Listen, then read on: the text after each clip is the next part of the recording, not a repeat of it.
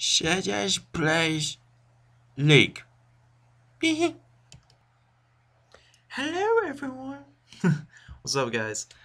Today I'm going to be starting a series that shows some League of Legends champions that I like to play, why I like to play them, and what I think is just awesomely awesome about them.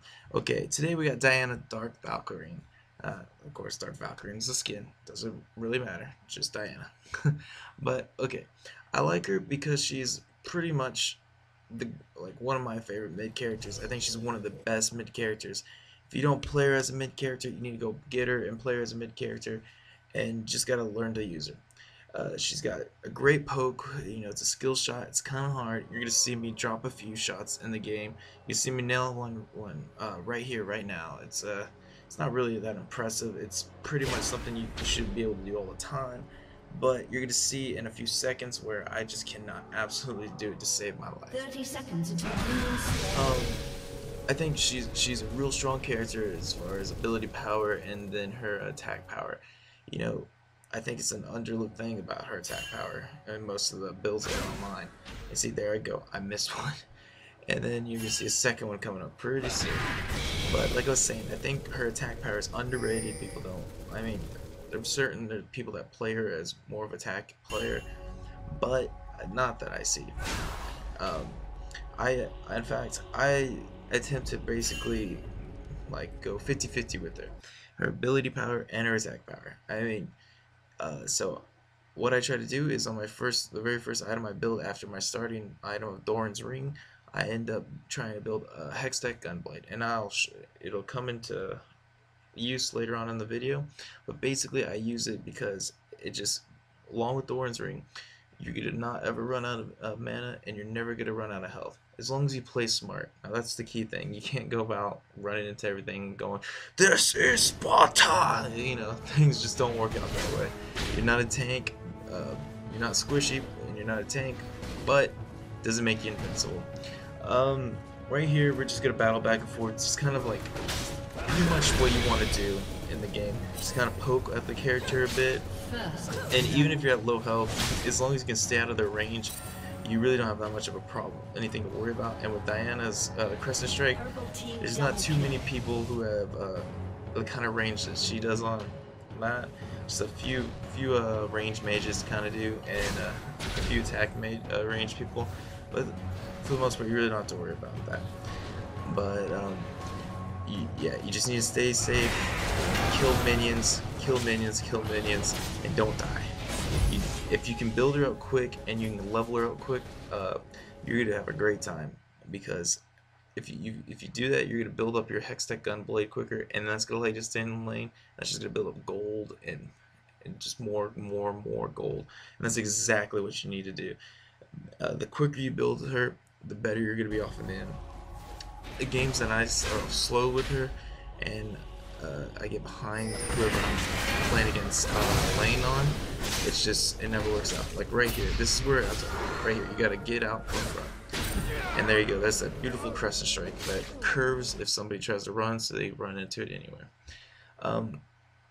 But the thing is, you don't want to die early, because you have to stay in lane and collect as much gold, because Hextech Gunblade, if you do this build, it's a very expensive item. I think base it's like 3,300k, I believe, and or not 3,300, yeah, 3,300, and that's expensive. It's gonna require a lot of time, but as long as you don't die, it actually adds up real quick. And then the stuff that you get building up to it, the components, it's just gonna help you out during the game. It'll help you able to kill enemy champions, because you're gonna eventually get higher levels than they are, and then it's gonna allow you to get out your ult.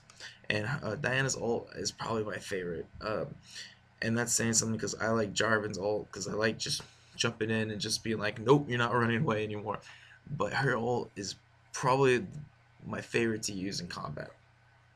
You start off with using her Crescent Strike, and you hit him, and her passive on that attack does Moonbeam, and that allows you, if you do that then with connection with your ult, and you hit, you automatically get back your ult right again. And what you do is you're gonna hit a Crescent Strike, then your ult, then you're gonna hit with your W, then your E, which brings them in. You're going to get hit by your shield. Then you can ult again, jump towards them, and then you can possibly, if you have your attack speed high enough, you can hit them again, and usually you can finish a player off. That's around, for most players, unless you're super tank, that's about most champions mid about halfway health burst. I mean, you can burst someone at half health, you're pretty much golden. There's not too much you have to worry about. Um, and that's what I like. And right here, you get to kind of see it put into action. Granted, I do have a person hiding over here in the bush to my right who's going to help me out, but that's okay. Because it's still going to do, well, you're going to burst damage half her health, because you can see it right here. You're going to hit her Crescent Strike, your ult's going in, you hit all the combo, and boom, and you hit it again. There you go. Just dead and done. Just wonderful. And the thing is, most people don't see Diana that often. I don't really. I don't know about pro level. I don't really follow the pro stuff too often. But people, as far as I've seen, most people don't really run with Diana, and so they're not gonna. Most players are not gonna know about her ult, so they're gonna try and run. And even if they flash out, usually your range is pretty fairly. Your range is pretty big, so you can usually just ult to them, and then you can still kill them. So it's a good chaser, and that's what I like. And as you build, eventually you're gonna get Hextech Gunblade, and you just keep building up on top of that, and that you can pretty much whatever you want to build, attack power, attack speed, ability power, and stuff. It doesn't really matter at that point.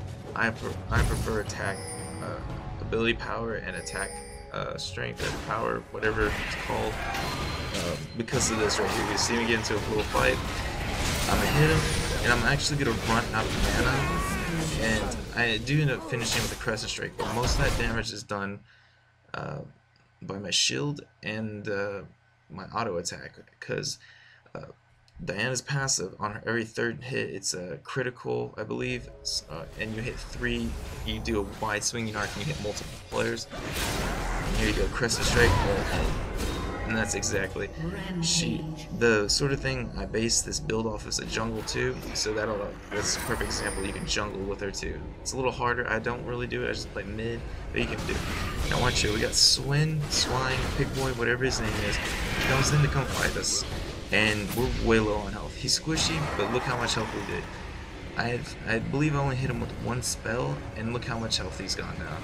That's from auto attack, because I believe my attack power at this point is at 120 something or another. Just that much damage that can be done is just incredible. Especially if you have the ability to hit with like 200 to 300 on your Crescent Strike, which will happen later in game if you build up ability power, and it's ridiculous. You're gonna come flying out of a bush, screaming your little Valkyrie scream, and you're gonna be like, la, la, la, la, and you're just done. What are they gonna do? They're just gonna shit their pants. They're gonna be like, oh shit. Kind of like what's about to happen right here. Guys playing all happy like, oh, he just shit his pants. It was a woman, but she shit her pants.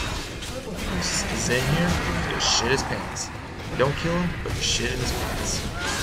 Alright, and then we got Swine down here.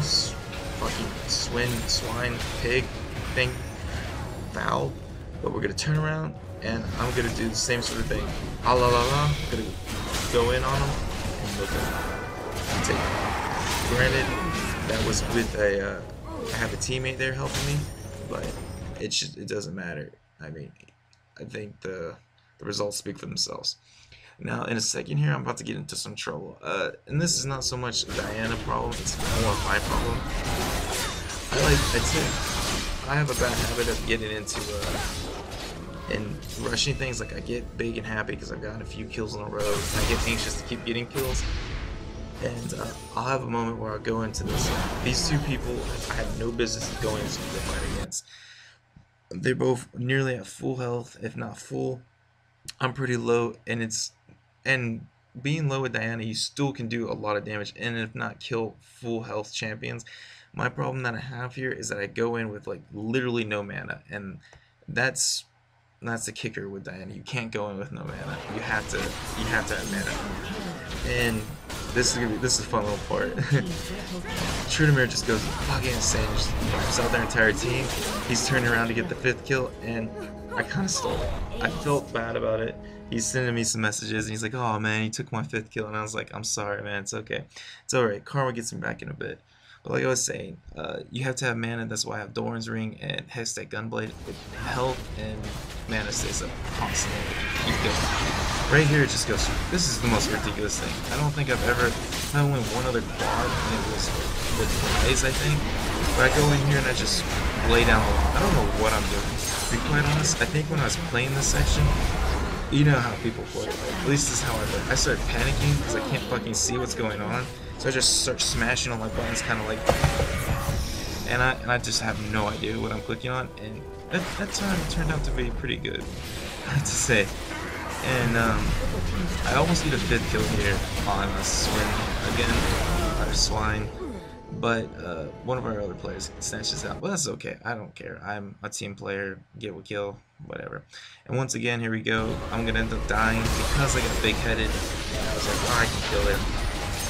And the funny thing is, I had a lot of mana and stuff. So typically, I would still go into that fight anyway, because with that much mana, I usually feel comfortable enough that I can pretty much kill anybody except like maybe a super tank or anything. But even then, I'm still cocky enough to try.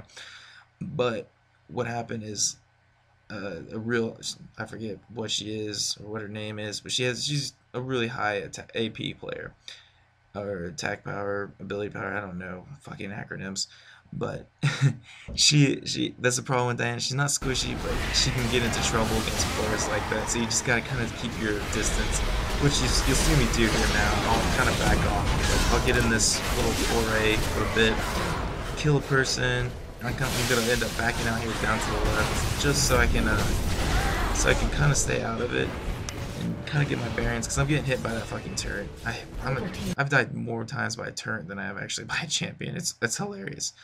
And I end up coming back in here to get one last kill, but the entire time I kind of sit on the outside finally, because I learned my lesson. I'm like, if I don't sit on the outside, I'm gonna end up dying.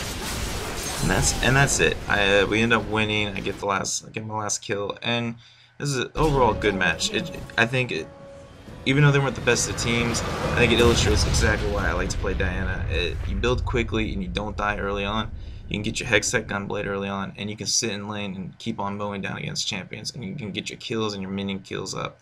You get your gold up, and you can just keep building and building, and you just eventually become the Juggernaut of all things.